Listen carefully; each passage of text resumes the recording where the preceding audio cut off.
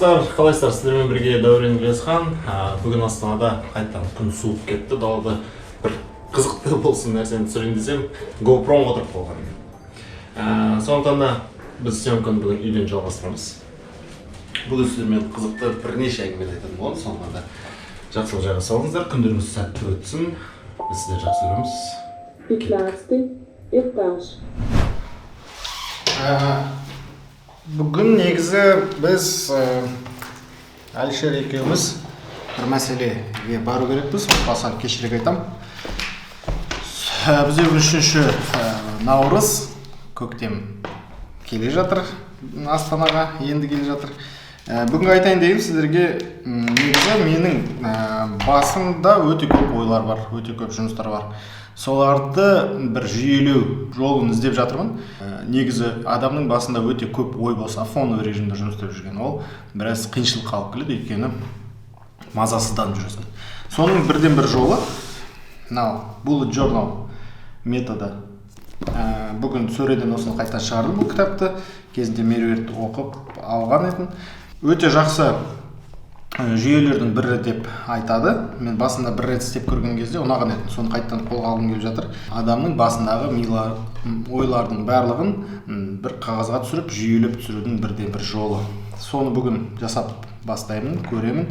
Қалай болып жатқан сіздерге айтып көремін. Ал дәл қазір мен астында Әлішер келіп тұр.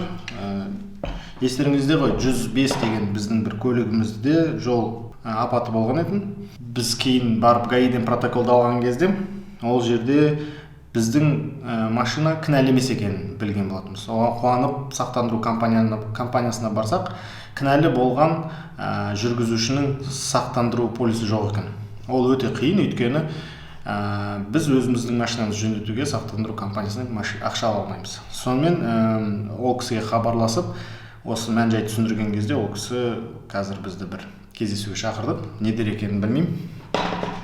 Қалай болатын? Ақша береді ма, бермей ма, берем дей ма, бермейм дей ма, соны бәрі білетін боламыз.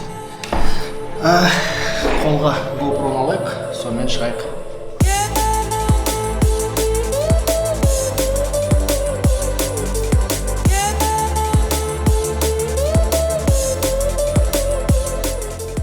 Сонымен не дейді, бағанақ шақырып атқан адамдар? Төлейміз дей ма, или че? Білмеймін, бір адрес тайып қой, типа, серьезно. Маңдайнанда жерге келіңдер, әңгімелесейді. Серьезно адамдар сияқты. Не әңгімелесетін бар? Олар мойындап отыр ма, кінәлі екен? Типа, мойындап отыр, но былайынан, короче, на кавычках. Типа, не істейсіңдер деген сияқты ма? Істеп береміз ғой, ете саламыз ғой, да, әңгімелер, короче. Сен қоя қойсай ғой, дедім мен оған. Айттым біз ағамда білем, ағам тарт еді дедім. Ағама көт, бәрін сындырамыз. Қазір барған екен көреміз, не дер екен.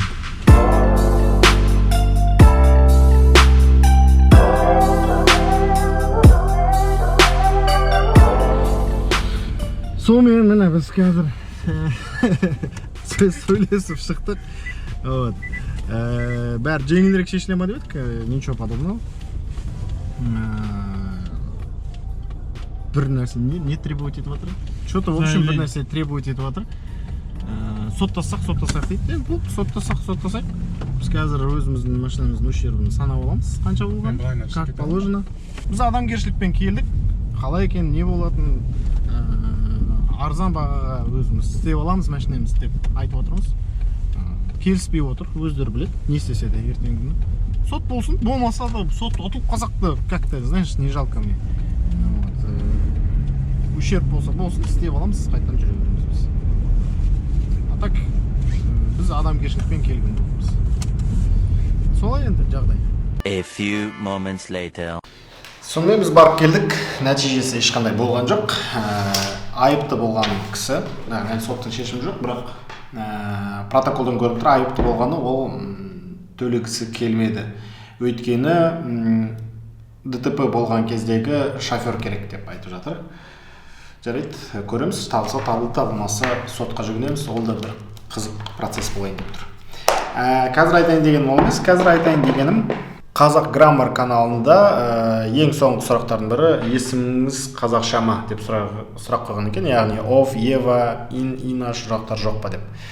Мен бұрынғы фамилиям негізі Тілеуов. Қазір жазып көрсетейін.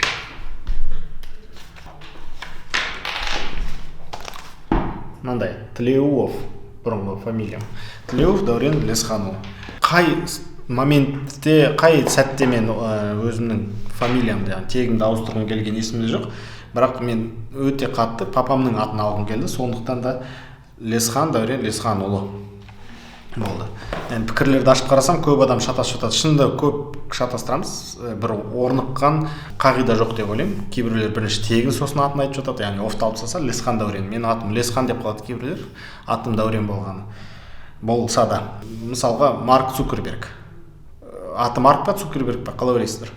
Болмаса Брэд Питт. Аты Брэд па, Питт па? Илон Маск. Аты Маск па, Илон ба? Мен қатты білмесем де, бірақ былай ойлаймын. Аттары бірінші айтылады. Илон, Марк және Брэд олардың аттары. Сол секілді мен ойымша қазақ тілінде де бірінші аты аталса Дәурен Лесхан деп. Бірақ бұдан бір ұялатыным, мен бірінші папамнан бұрын менің атым аталғанына кішкене ұяламын шыны керек. Лесхан Дәурен десе дұрысырақ секілді. Бірақ шатаспас үшін Дәурен Лесхан деп барлығының бір ортақ не келсе деген ойдамын. Көп адам сол туралы жазып жатыр. Бүгінгі күн аяғына жақындап келеді.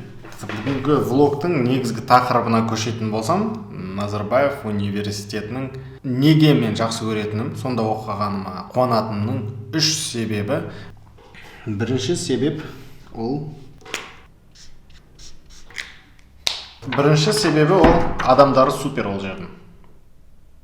Шынында менің достарым, сол студент болып жүрген кездегі курстастарым, группаластарым өте тәрбиелі, мақсаттары айқын, еңбекқор, көздері ашық, көкіректері ояу жігіттер мен қыздар болды. Олардың қасында жүріп, өзің де сондай болуға тырысасың. Бірақ андай бір жарысу, бір-бірімен ұрысу, қырылысу деген мүлдем жоқ. Бәріміз дос, керемет болдық. Мен үшін бір өмірде үлгі беретіндей ол қыздар болды сол жерде. Екіншісі өмір тәртібі.